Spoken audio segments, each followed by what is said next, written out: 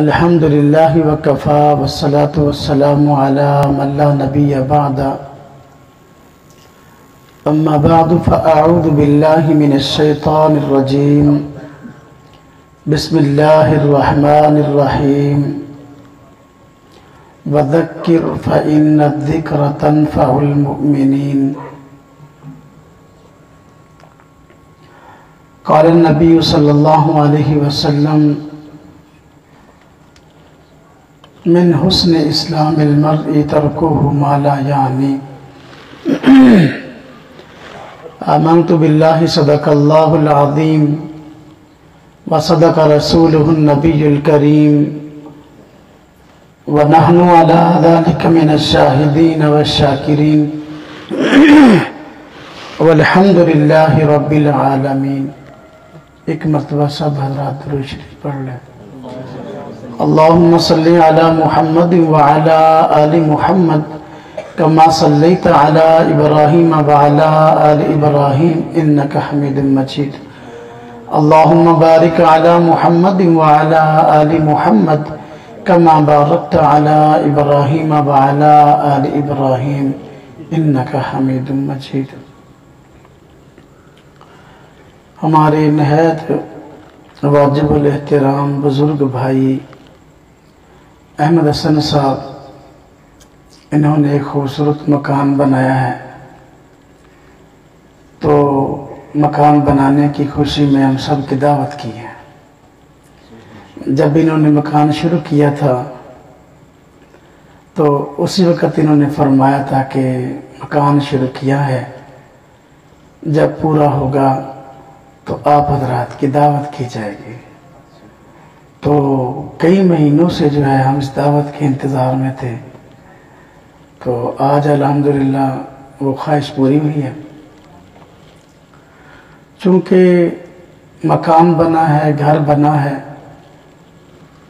اور اس خوشی کے موقع پر ہم سب دعوت میں جمع ہیں،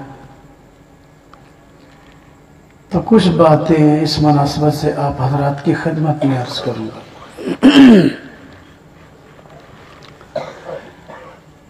گھر کا سکون انسان کو کیسے حاصل ہو سکتا ہے؟ انسان کو سکون محض خوبصورت گھر سے حاصل نہیں ہوتا۔ گھر میں لگی ہوئی اچھی ٹائل، گھر میں لگے ہوئے بہترین فرنیچر، گھر میں بچھے ہوئے بہترین فرش، اور گھر میں استعمال ہوئی طرح طرح کی چیزیں، سکون ان چیزوں میں نہیں ہے۔ سکون کسی اور چیز میں ہے۔ اللہ تبارک و تعالیٰ نے بطور نعمت کی یہ چیزیں ہمیں عطا فرمائی ہیں، لیکن محض گھر کا سکون ان چیزوں میں نہیں ہے۔ یہ سکون کے لیے معاون تو ضرور بن سکتی ہیں، لیکن سارے کا سارا گھر کا سکون ان چیزوں میں نہیں ہے۔ کچھ ایسی چیزیں میں آپ حضرات کی خدمت میں رکھوں گا کہ جس کی وجہ سے گھر کی زندگی خوشگوار اور پرسکون ہو سکتی ہے۔ اگر گھر خوبصورت بنا ہوا ہو، ہر طرح کی آسائشیں اس میں موجود ہوں، اللہ نہ کرے اس گھر کے اندر سکون نہ ہو، جو بندے رہتے ہوں ان کے اندر طرح طرح کی غلط فہمیاں اور طرح طرح کی ناچاکیاں ہوں، تو بڑی بڑی بلڈنگیں کسی کام کی نہیں ہیں۔ خوشگوار گھریلو پرسکون زندگی کیسے ممکن ہے؟ ہم دیکھتے ہیں کہ ہم گھر تعمیر کرتے ہیں، گھر تعمیر کرنے میں اپنی ساری کی ساری صلاحیتیں خرچ کرتے ہیں۔ گھر کے اندر خوبصورت کمرے بن جاتے ہیں، بیڈ روم بن جاتے ہیں، بیٹھکیں بن جاتی ہیں، باورچی خانے بن جاتے ہیں، اور ہر چیز بن جاتی ہے، لیکن گھر کے اندر سکون کے ساتھ ظاہری طور پہ رہنا اس وقت تک ممکن نہیں ہے جب تک اس گھر کے اندر کچھ کنیکشن نہ ہو۔ گھر خوبصورت بن گیا، آج کے جدید دور میں اگر گھر کے اندر بجلی کا کنیکشن نہیں ہے تو سکون ممکن نہیں ہے. گھر خوبصورت بن گیا، اس گھر کے اندر استعمال کرنے کے لیے پانی کا کنیکشن نہیں ہے تو پرسکون رہائش ممکن نہیں ہے. جن علاقوں میں گیس والی سہولت آ گئی ہے، ارد گرد اگر گیس لگا ہو، اپنے گھر میں گیس نہ لگا ہوا ہو، کنیکشن نہ ہو تو پرسکون زندگی ممکن نہیں بظاہر. کہ جس طرح کے دیکھیں گھر میں ساری آسائشیں موجود ہے اور یہ کنیکشن اگر نہیں ہے تو پرسکون زندگی ممکن نہیں ہے. اسی طریقے سے انسان اگر رہتا ہے اس دنیا کے اندر اور اس کا کنیکشن رب تعالیٰ کی ذات سے جڑا ہوا نہیں ہے تو سکون ممکن نہیں ہے. اس کا کنیکشن اگر سنت نبوی سے جڑا ہوا نہیں ہے تو پھر سکون ممکن نہیں ہے. میرے بھائیوں، جو گھر کی زندگی ہے، آج جس معاشرے میں ہم زندگی گزار رہے ہیں، یہ گھر آگ برسا رہے ہیں. گھر کا سکون برباد ہے.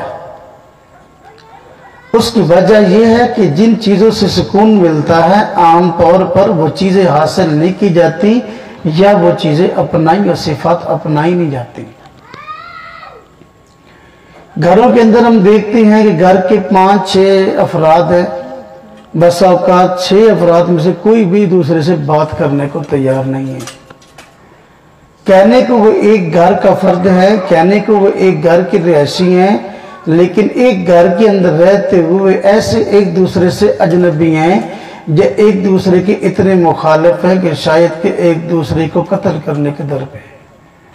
آج گھروں کی صورتحال یہ بنی ہوئی ہے. اس کے کچھ اسباب ہیں. اس کی پہلی وجہ یہ ہے گھروں کا جو سکون تباہ ہوا. آج گھروں کے اندر سکون کے تباہ ہونے کی بڑی وجہ اپنے اندر میں کا آ جانا ہے. اگر گھر کے ہر فرد میں میں آ گئی ہے، میں کا مطلب کہ میں کسی کے کہنے کار نہیں ہوں، میں کسی کی ماننے والا نہیں ہوں، گھر کے سارے افراد میری مانے. اگر گھر کے سارے افراد کی یہی سوچ ہو جائے کہ بھئی بات میری مانی جائے تو گھر میں بات کسی کی بھی نہیں مانی جائے گی. اگر سب لوگ ایک فرد کو سربراہ سمجھ لیں، سب اس کی مانیں گے، اپنی میں کو ختم کریں گے، گھر کے بڑے کی بات سمجھ میں آئے تب بھی مانے، سمجھ میں نہ آئے تب بھی مانے، تب گھر کے اندر سکون ممکن ہے. آج جو لڑائیاں گھروں کے اندر چھڑی ہیں یہ سب میں کی ہیں. باپ کہتا ہے کہ صرف بات میری مانی جائے، بیٹا کہتا ہے نہیں اب جدید دور ہے، میں پڑھا لکھا ہوں، بات میری مانی جائے. ماں کہتی ہے بات میری مانی جائے، بھائی کہتا ہے بات میری مانی جائے. تو ہر بندہ دوسرے سے اپنی منوانے کے چکر میں ہے، خود کسی کی ماننے کے چکر میں نہیں ہے. گھر کا سکون نہیں آ سکتا. گھر کا سکون تب حاصل ہوگا جب گھر کے سربراہ کی سب لوگ ماننے والے بن جائیں گے. اور گھر آباد کیسے ہوتا ہے؟ کوئی بھی گھر ہے وہ آباد کیسے ہوتا ہے؟ اسباب کے درجے میں خاندان والے اکٹھے ہو کر ایک مرد کو ایک عورت کے ساتھ رشتہ ازدواج میں جوڑ دیتے ہیں، دونوں کا نکاح کر دیتے ہیں، دونوں کی شادی کر دیتے ہیں. اب یہ ایک گھر کی تعمیر ہوئی ہے، اس کے لیے بنیادیں رکھی گئی ہیں. اب گھر کی آباد کاری ان دو افراد سے ہوگی. اب گھر کا فرد یا گھر کا مصداق یہی دو لوگ ہیں، خامد اور بیوی. خامد جب بھی اپنی بیوی کا نام لیتا ہے تو ادب سے کیا کہتا ہے؟ توجہ کرنا، ادب سے کہتا ہے کہ میری گھر والی یوں کہتی ہے، میری گھر والی نے یہ کیا، میری گھر والی نے یہ نہ کیا. یعنی خامد سمجھتا ہے کہ میرے اس گھر کی مالکن میری بیوی بھی ہے، اور بیوی جب دوسروں کے سامنے اپنے خامد کا تذکرہ کرتی ہے تو وہ کہتی ہے میرے گھر والا یوں کرتا ہے، میرے گھر والا یوں کہتا ہے، میرے گھر والے نے فلاں کام کیا اور یہ نہ کیا، تو وہ سمجھتی ہے اس گھر کا مالک میرا خامد بھی ہے۔ تو سب سے پہلے گھر آباد کون کرتے ہیں؟ میاں اور بیوی۔ پھر اللہ تبارک و تعالیٰ ان کو اولاد عطا کرتے ہیں۔ شادی کے بعد بڑی خواہش ہوتی کہ اللہ تبارک و تعالیٰ اولاد دے دے۔ اللہ سے مانگ مانگ کے بندہ اولاد لیتا ہے۔ جب وہ اولاد اپنی آنکھ کھولتی ہے، تھوڑی سی ہوش سنبھالتی ہے، اب وہ یہ سمجھتی ہے کہ گھر کے مالک ہم ہیں، اور باپ ہمارے گھر میں رہنے کے باوجود ایک بے گھر فرد ہے، ماں ہمارے گھر میں رہنے کے باوجود ایک بے گھر فرد ہے۔ اولاد جب جوان ہو جاتی ہے تو وہ شخص جس نے اس گھر کو آباد کیا، جس نے اس گھر کی آبیاری کی اور اس کی بنیاد رکھی، وہ ماں جس نے اس گھر کو آباد کیا اور اس گھر کی آبیاری کی، اس ماں اور باپ کی گھر کے اندر کوئی ماننے والا موجود نہیں ہوتا۔ ایسا گھر کبھی سکون نہیں پا سکتا جہاں جو لوگ گھر کو آباد کرنے والے، جو لوگ گھر کو بنانے والے، ان کی گھر سے حیثیت ختم ہو جائے، اس گھر کی تباہی مقدر ہے۔ تو میرے بھائیوں، جنہوں نے گھر آباد کیا ہے، اس گھر کی بنیادیں مضبوط کی ہیں، تو سب سے پہلے گھر والے وہ ہیں اور اس گھر کے اندر حکم ان کا چلنا چاہیے۔ اولاد آج جوان ہو کر باپ کو کہتی ہے تمہیں کیا پتا؟ جو ہمیں پتا ہے، فساد یہاں سے آیا۔ خوشگوار پرسکون زندگی تب ممکن ہے جب ہر بندہ اپنی نہ منوائے، اپنی میں کو چھوڑے اور گھر کے سربراہ کی بات کو ماننے والے بن جائیں۔ اللہ تبارک و تعالیٰ نے گھر کا سربراہ باپ کو بنایا ہے، گھر کا سربراہ ماں کو بنایا ہے، دونوں کی ڈیوٹیاں لگا دی ہیں۔ ایک نظام گھر کا ہے اور ایک باہر کا ہے۔ گھر کے نظام کو عام طور پر ماں چلاتی ہے، باہر کے نظام کو باپ چلاتا ہے۔ انہی کے سپرد رہنا چاہیے، اولاد کو انہی کے سائے کے اندر پرورش پانی چاہیے۔ اولاد جب جوان ہوتی ہے، والدین کی ان سے اچھی امیدیں وابستہ ہو جاتی ہیں، توقعات وابستہ ہو جاتی ہے، ہماری اولاد بڑی ہوگی تو ہمارے لیے سہارا بنے گی۔ لیکن وہی اولاد جوان ہو کر بسا اوقات اپنے ماں باپ کی زندگی کے لیے نہایت تکلیف کا باعث بن جاتی ہے۔ بیٹی جوان ہوئی، بیٹا جوان ہوا، شادی کا موقع آ گیا، باپ کہتا ہے بیٹا فلاں جگہ میں مناسب سمجھتا ہوں آپ کا رشتہ کروں۔ بیٹا کہتا ہے نہیں، میں نے فلاں جگہ کروانا ہے۔ باپ کہتا ہے بیٹی کو، ماں کہتی ہے بیٹی کو بیٹی آپ کی شادی کا موقع آ گیا تو خاندان میں خاندان سے باہر فلاں جگہ پر مناسب سمجھتی ہوں تو میں رشتہ کر دوں۔ بیٹی کہتی ہے نہیں، میں نے فلاں جگہ کروانا ہے۔ تباہی یہاں سے آئی ہے۔ دنیا کے اندر سب سے زیادہ خیر خواہ رشتہ اگر اللہ تبارک و تعالیٰ نے دیا ہے انسان کو تو وہ ماں باپ کا رشتہ ہے۔ ماں باپ کبھی اپنی اولاد کے دشمن نہیں ہوتے۔ تباہی اس وقت آتی ہے جب اولاد سمجھتی ہے ہمارے ماں باپ ہمارے دشمن ہیں۔ میں چاہتی ہوں فلاں جگہ شادی کروں، میں چاہتا ہوں فلاں جگہ شادی کروں، جبکہ میری ماں اور باپ کہتے ہیں نہیں فلاں جگہ کروں۔ حالانکہ بچے کے سامنے محض اپنے جذبات ہوتے ہیں، ماں باپ کے سامنے ماضی بھی ہوتا ہے، بچوں کا مستقبل بھی ہوتا ہے، موجودہ حالات بھی ہوتے ہیں، جہاں رشتہ کرنا ہوتا ہے ارد گرد کے سارے معاملات ان کے سامنے ہوتے ہیں۔ جو شادیاں جذبات کی بنا پہ ہوتی ہیں، چند مہینوں کے بعد بسوں کا چند دنوں کے بعد طلاقوں پہ نوبت آ جاتی ہے۔ میں اپنے گرد و نواح کے بہت سے ایسے گھرانوں کو جانتا ہوں جہاں بچوں نے اپنی خواہش کے مطابق اپنے والدین کو مجبور کر کے شادیاں اپنی مرضی کے مطابق کرائیں، پھر ایک ہفتہ بھی نبھا نہ ہو سکا، ایک مہینہ بھی نبھا نہ ہو سکا۔ تو میرے بھائی، پرسکون خوشگوار گھریلو زندگی تب ممکن ہے جب ایک کو گھر کا بڑا بنا دیا اس کے پیچھے سب چلنے والے بن جائیں تو زندگی انشاءاللہ تعالی پرسکون زندگی گزرے گی۔ گھر اگر آسائشوں سے بھرا ہوا ہے نا تو آسائشوں سے نعمتوں سے بھرا ہوا ہے، طرح طرح کی نعمتیں گھر کے اندر موجود ہیں۔ اگر گھر کا سربراہ ایسا ہے کہ سب لوگوں نے اس کو سربراہ واقعی مان لیا، اس کی مان کے چلنے والے ہیں، تو پھر بات ٹھیک ہے۔ اگر اولاد اتنی والدین کے سامنے جری ہو جائے کہ باپ صحیح بات کہنے سے اپنی اولاد سے ڈرتا ہو، ماں اس وجہ سے اپنی بیٹی کو صحیح بات نہیں کہہ سکتی کہ میں جو ہی بات کروں گی تو یہ میرے گریبان کو آئے گی،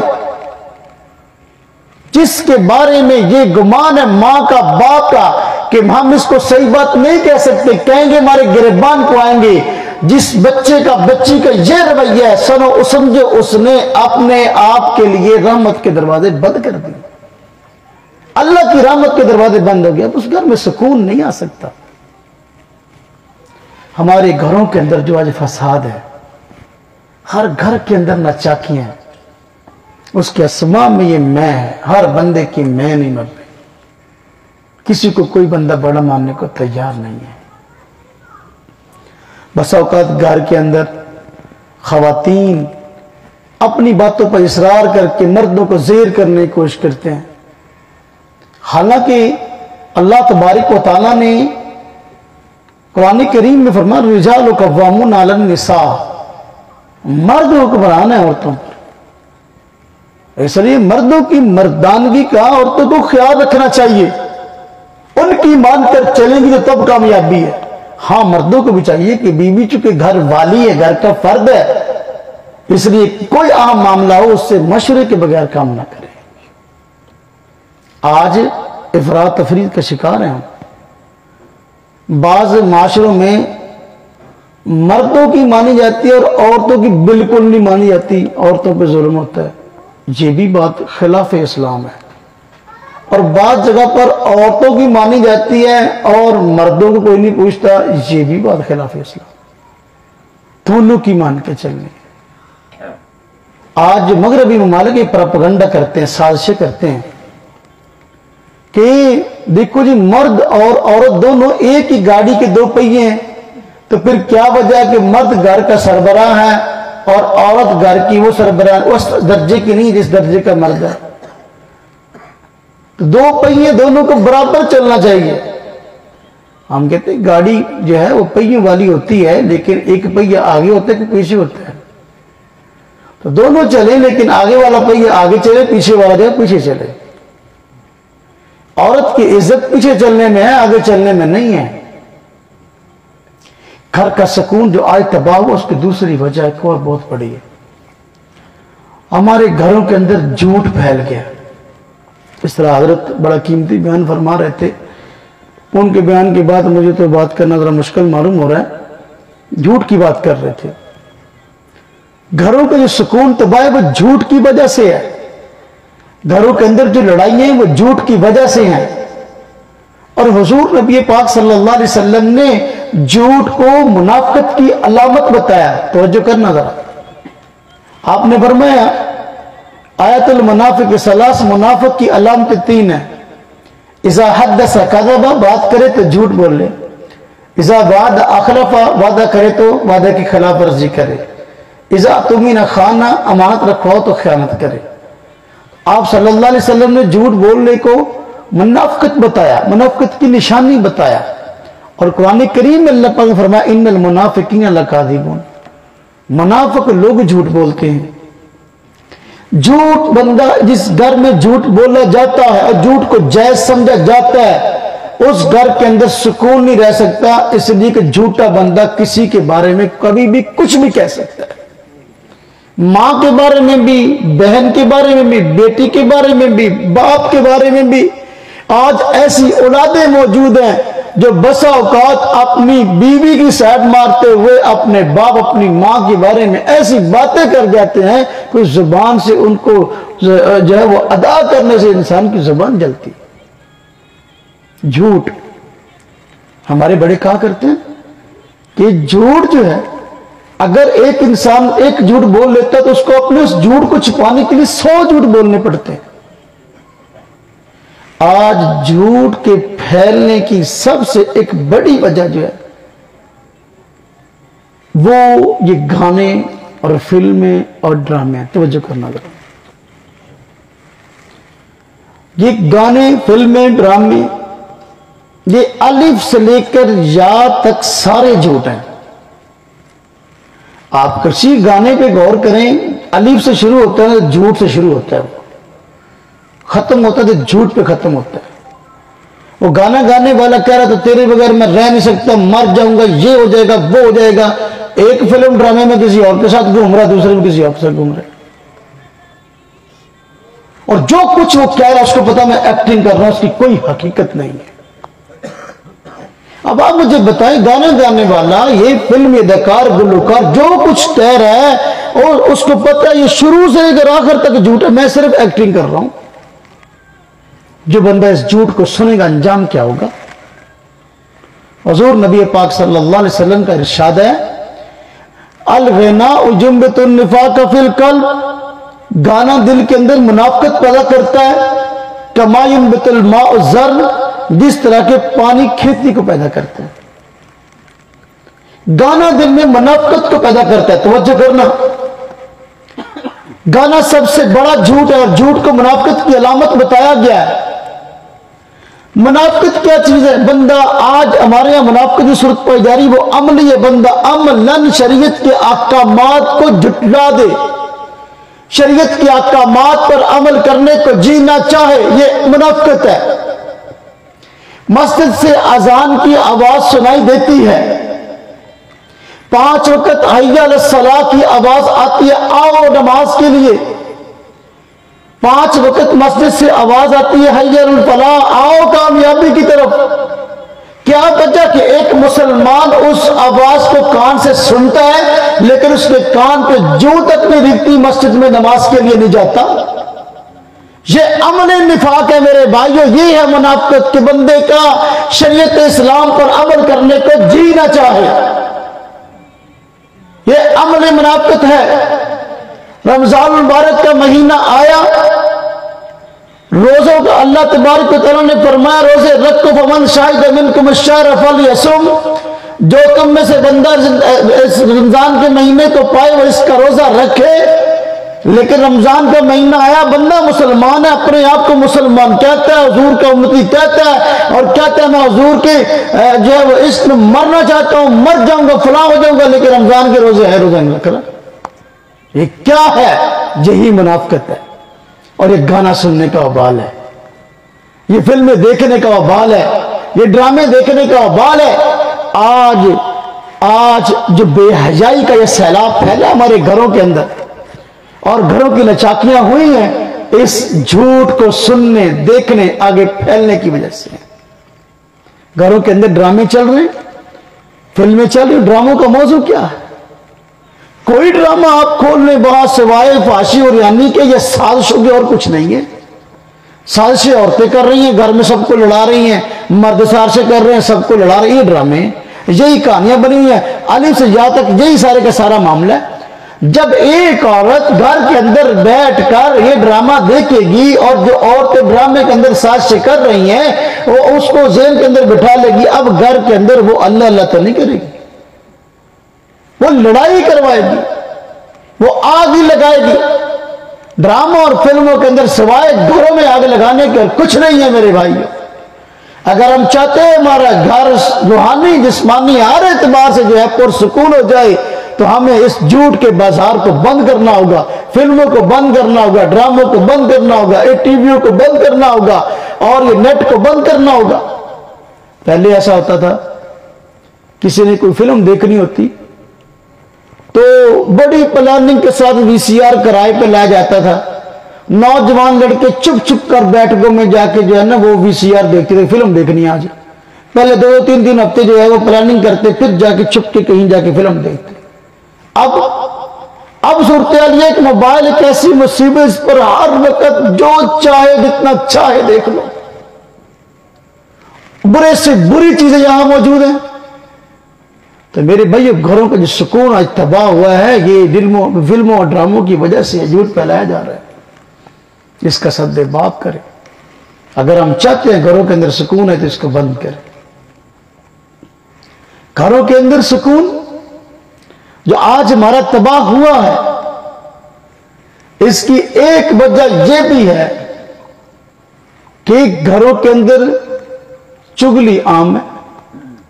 چغلی عام ہے.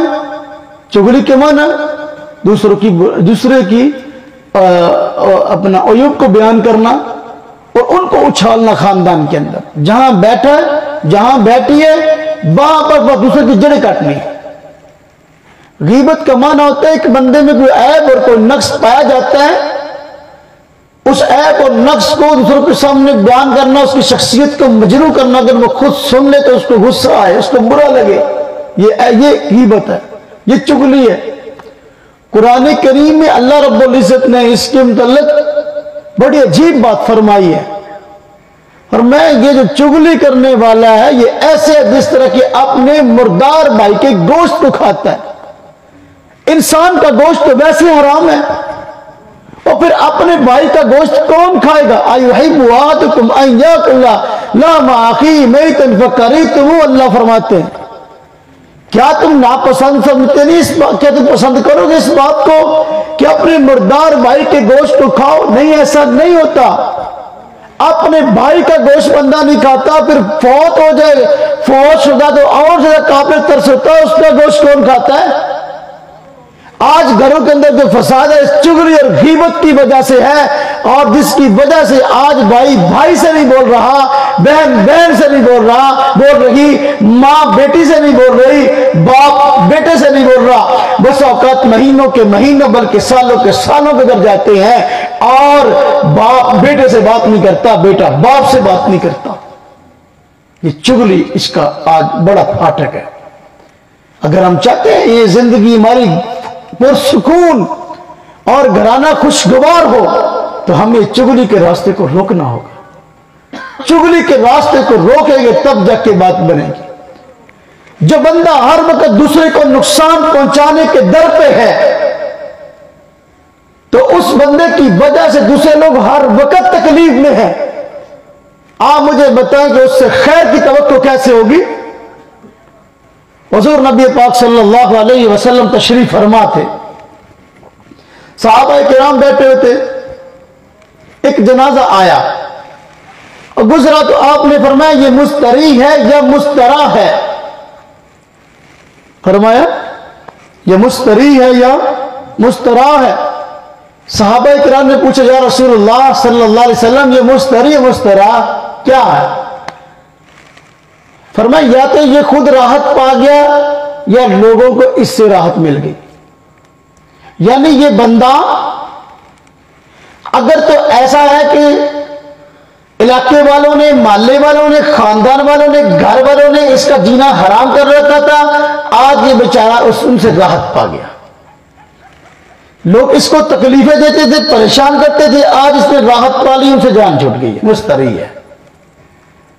اگر یہ ایسا ہے کہ یہ خاندان میں کسی کو ٹکنا نہیں دیتا, کسی کو سکون کا سانس لینے نہیں دیتا, ہر وقت کسی نہ کسی کے پیچھے لٹ لے کے پڑا ہوا ہے اور دوسروں کی تکلیف کا سبب بن رہا ہے, تو مسترا ہے. اس کی وجہ سے دوسروں کو راحت مل گئی ہے, اس کی وجہ سے دوسروں کو راحت ملی ہے. تو میرے بھائیوں, اللہ تبارک و تعالیٰ نے یہ زندگی ہمیں عطا فرمائی ہے. یہ زندگی بڑی مختصر ہے. انسان اس دنیا میں آتا ہے, لمبی لمبی امیدیں قائم کرتا ہے اور اپنی راحت کے لیے ہر طرح کے اسباب مہیا کرنے کی کوشش کرتا ہے. میرے بھائیو, یہ اسباب کے ذرائع, یہ راحت کے ذرائع تو ضرور ہیں, لیکن راحت اللہ تبارک و تعالیٰ نے اپنے شریعت کے ماننے میں, اپنے حکموں کے ماننے میں رکھی ہے. آج کوئی بھی بندہ ہے نا ملتا ہے تو یہ شکوہ کرتا ہے, جی آج ٹینشن بڑی ہے, جی یہ ٹینشن بڑی ہے. ہر بندے کے منہ میں یہ جملہ ہے. کیوں ہے؟ اللہ سے دوری ہے. اللہ تبارک و تعالیٰ سے دوری ختم ہو جائے, اللہ تبارک و تعالیٰ سے تعلق قائم ہو جائے تو ساری ٹینشنیں دور ہو جائے گی اور بندہ اللہ کا ذکر کرنے والا بن. جس گھر کے اندر ہر وقت چگلی ہوتی ہے اس گھر میں اللہ کا ذکر ہونے لگے.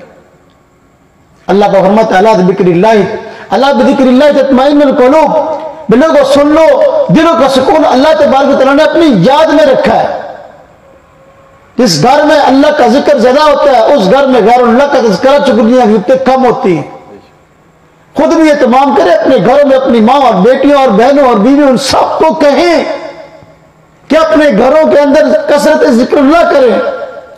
ذکر اللہ کی کثرت ہوگی تو انشاءاللہ تعالی سکون ہی سکون ہوگا. اور آج اگر گھر کا سربراہ یہ چاہتا ہے کہ لوگ گھر والے میری ماننے والے بن جائیں، آج گھر کے سربراہ کی شکایت ہے میری کو مانتا ہی نہیں جی، میری کو سنتا ہی نہیں جی، نہ شادی تے نہ بیاہ تے نہ کوئی اور کتے ابھی نبی کوئی میری کو سنتا ہی نہیں، میری کو مانتا ہی نہیں. گھر کے سربراہ کو یہ شکوہ میری کوئی نہیں سنتا، میری کوئی نہیں مانتا. کبھی اس نے غور کیا کہ میری کوئی کیوں نہیں سنتا، میری کوئی کیوں نہیں مانتا؟ اس وجہ سے نہیں سنتا، اس وجہ سے کوئی نہیں مانتا کہ وہ اللہ کی نہیں مانتا. گھر والے اس کے متحد ہیں اور یہ اللہ کے متحد ہیں. جب یہ اللہ کے متحد ہے، اللہ تبارک تعالیٰ کی نہیں مانتا، نماز نہیں پڑھتا، روزہ نہیں رکھتا اور اس کو اپنے دین کے معاملات سے غرضی کوئی نہیں ہے، اس کو پتہ ہی نہیں دنیا میں آئے کس لیے ہیں، اور چاہتا ہے گھر والے سارے کے سارے میری مان کے چلے. اور بھائی جس کے تو فرما بردار، جس کے تو تابع، تو اگر اس کی بات پہ چلے گا گھر والے خود بخود تیری ماننے والے بن جائیں گے. تو اللہ کے آگے جھکنے والا بن جائے، باقی سارے تیری ماننے والے بن جائیں گے. آج والدین کو اپنی اولاد کی دنیا کی بڑی فکر ہے، کسی طریقے سے ہماری اولاد کا کچھ بن جائے، اور دنیا کے لیے، دنیا کی بہتری کے لیے والدین پوری زندگی خرچ کر دیتے ہیں، اولاد کو پڑھاتے ہیں اور ان کی کوشش ہوتی ہے یہ دنیا کے اندر کوئی نہ کوئی مقام حاصل کر لے، یہ ڈاکٹر بن جائے، یہ وکیل بن جائے، یہ انجینئر بن جائے، یہ اور کوئی اچھے عہدے اور منصب کا حامل ہو جائے. باپ ساری زندگی محنت کرتا ہے اور بچہ اس مقام تک پہنچتا ہے، لیکن اگر اس بچے کو مسجد کا رخ نہیں دکھایا، اس بچی کو مدرسے کا رخ نہیں دکھایا، تو اس بچے کو پتہ ہی نہیں چلا کہ میں اس دنیا میں آیا کس لیے. اس جب وہ ڈاکٹر بن جاتا ہے، وکیل بن جاتا ہے، اپنے والدین کو اپنا نوکر سمجھتا ہے. ایسے ایسے ڈاکٹر اور وکیلوں کے ہم نے واقعات سنے ہیں، اور علم میں ایسے افراد جو 25-25 سال تک پڑھا، والدین نے مزدوری کر کے پڑھایا، جب وہ پڑھ گئے اب شادی کی باری آئی تو رشتہ بھی خود کیا اپنا، اور والدین کو کہا تم نے شادی کے موقع پر وہاں اور جو ہے نا شادی حال میں نہیں آنا، ہماری بےزتی ہوگی. لوگ دیکھ کر کہیں گے اچھا تمہارا ابا یہ ہے، تمہاری امی یہ ہے. تو میرے بھائیوں اس طریقے سے خواہشات ہیں ہماری اپنے بچوں کو دنیاوی تعلیم دیں، اسی طرح یہ خواہش بھی ہونی چاہیے کہ اپنے بچوں کو ہم دینی تعلیم بھی دیں گے. ہمارے بھائی احمد حسن صاحب مبارکباد کے مستحق ہیں، اور میں صحیح بات ہے بڑا حیران ہو رہا تھا کہ یہاں بھاگ دوڑ کر کے کبھی کس طرف جا رہے ہیں. مجھے جو ہے نا اس پہ تعجب بھی ہو رہا تھا، اور میں ہاتھ بٹا نہیں سکتا اس لیے کہ مجھے پتہ نہیں کرنا کیا ہے، لیکن جی چاہ رہا تھا کہ ان کا ہاتھ بٹاؤں. ماشاءاللہ ان کا ایک بیٹا حافظ ہے، ابھی الحمدللہ وہ عالم بن رہا ہے. دوسرا بیٹا بھی ماشاءاللہ اس نے بھی حفظ شروع کر دیا. تو الحمدللہ یہ ہے آخرت کی کمائی، اور یہ ہے بعد میں کام آنے والی چیز. اگر آپ نے اپنے بچوں کو صرف انگریزی پڑھائی ہے تو وہ بچہ قبر پہ جا کے انگلش ہی پڑھے گا، قرآن تو نہیں پڑھ سکتا. اگر بچے کو قرآن پڑھایا تو وہ قرآن پڑھے گا نا. ہمارے اصالِ ثواب چند رسموں کا نام ہے، باپ امی فوت ہو گیا، بس چند دنوں کے اندر اصالِ ثواب کے نام پہ جمع ہو جائے اور خود ہی کھائیں، کھا پی کے گھروں کو چل جائے، اصالِ ثواب ہو گیا. اس سے اصالِ ثواب کا حق کہاں ادا ہوتا ہے؟ اگر آپ کی نسلوں کے اندر، آپ کی اولادوں میں قرآن کریم کے حافظ موجود ہیں، قرآن پڑھنے والے عالم موجود ہیں، پھر یہ سلسلہ ہے اصالِ ثواب کا جو کبھی ختم ہونے والا نہیں ہے. ہم ایسے خود غرض ہیں. آج صورتحال یہ ہے، باپ کے اصالِ ثواب کے لیے مجلس اکٹھی کی، لوگوں کو اکٹھا کیا، خود ایک سپارہ بھی پڑھنے کے رکوع کو پڑھنے کے لیے تیار نہیں ہے. مدرسے کے بچے بلا لیے یہ آگے پڑھ کے چلے جائے, خود ایک رکوع بھی پڑھنے کو تیار نہیں. ایسا خود غرض بندہ ہے. باپ لاکھوں کی کروڑوں کی جائیداد سپرد کر گیا, باپ کو ایک رکوع قرآن پاک کا پڑھ کے اصالہ ثواب کرنے کو تیار نہیں ہے. مدرسے کے بچے بلا دو, ان کو روٹی کھلا دیں گے, بس وہ اصالہ ثواب کر دیں گے. تو نے کیا کیا؟ تو کیسی اولاد ہے؟ اگر ہم چاہتے ہیں ہماری اولاد ہمارے بعد یہ کام نہ کرے, باپ مر گیا ساری زندگی اس کے لیے کماتا ہوا, اب باپ کا جنازہ سامنے پڑا ہے, بیٹے کو جنازہ ہی نہیں آتا.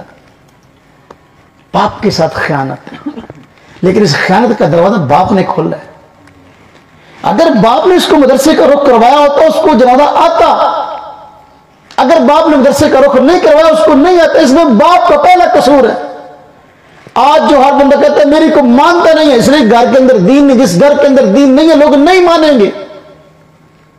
تو میرے بھائی اگر چاہتے ہیں کل کو ہماری اولاد ہم سے بغاوت نہ کرے اور ہمارے گھروں کا سکون تباہ نہ ہو, تو اپنی نسلوں کو قرآن کا حافظ بنائیں, عالم بنائیں, قاری بنائیں.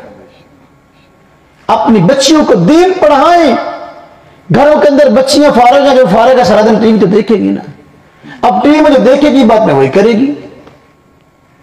اس لیے بچیوں کو بھی دین پڑھائیں, بچوں کو بھی دین پڑھائیں. حضرت قاری یحییٰ صاحب دامت برکاتہ مجھے بتا رہے تھے کہ بچیاں ماشاءاللہ یہاں گھر کے اندر قرآن پاک انہوں نے پڑھنے آنا شروع کر دیا, تو یہ بڑی زیادہ خوش آئند بات ہے. تو اب قاری صاحب فرما رہے تھے کہ میں چاہتا ہوں کہ یہاں بچیوں کا اور دین کے سلسلے کا, دین سیکھنے کا سلسلہ بڑھے, اور اس کے لیے وہ اپنی گھر والی ماشاءاللہ گھر والی عالمہ ہیں اور بہت اچھی بیان کر لیتی ہیں, بڑی نیک خاتون ہیں, اور 64 چک میں ماشاءاللہ بڑا فائدہ ہو رہا ان کی وجہ سے. اگر وہ یہاں اپنے گھر والی کو بھیجتے ہیں اور وہ یہاں سرپرستی فرماتی ہیں, یہاں دین سیکھنے سکھانے کا موقع مل جاتا ہے بچیوں کو, تو اس کو غنیمت سمجھنا چاہیے. ایک عورت 4 مردوں کو دوزخ میں لے کے جائے گی. ایک عورت 4 مردوں کو دوزخ میں لے کے جائے گی. نمبر ایک باپ کو, نمبر 2 بھائی کو, نمبر 3 خامد کو, نمبر 4 بیٹے کو. جب اس کا حساب و کتاب ہوگا, پوچھا جائے گا بھی نماز روزہ کیوں نہیں کیا, تو وہ کہے گی یا باری تعالیٰ یہ ہمارے گھر کے افراد تھے, یہ مرد تھے, ان کی ذمہ داری تھی ہمیں دین سکھائیں, انہوں نے نہیں سکھایا. سب سے پہلے بچی آنکھ کھولتی ہے تو سب سے پہلے واسطہ کس سے پڑتا ہے؟ باپ سے. باپ کی ذمہ داری ہے اپنی بچی کو دین سکھائیں. اگر باپ اس ذمہ داری کو ادا نہیں کرتا, کل قیامت کے دن باپ کی پکڑ ہوگی. بچی تھوڑا سا آگے بڑھتی ہے زندگی میں, اللہ پاک بھائی دے دیتا ہے. اب بھائی خود تو مسجد میں پڑھنے کے لیے جاتا ہے, خود تو مدرسے میں پڑھنے کے لیے جاتا ہے, لیکن بہن کو کبھی اس نے نہیں کہا تو بھی قرآن سیکھ لے, تو بھی قرآن سیکھ لے, کچھ نہیں بچتا اہتمام اس کا. ایسے بھائی قیامت کے دن پکڑے جائیں گے. بچی کی شادی ہوتی ہے تو خامد, اگر خامد خود نماز روزہ کرتا ہے لیکن اپنی بیوی کو نماز روزے کا نہیں کہتا, قیامت کے دن ایسے خامد کو پکڑا جائے گا. جب شادی کے بعد اللہ پاک اولاد عطا کرتے ہیں تو اولاد بھی مسجدوں کا رخ کرتی ہے, مدرسوں کا رخ کرتی ہے.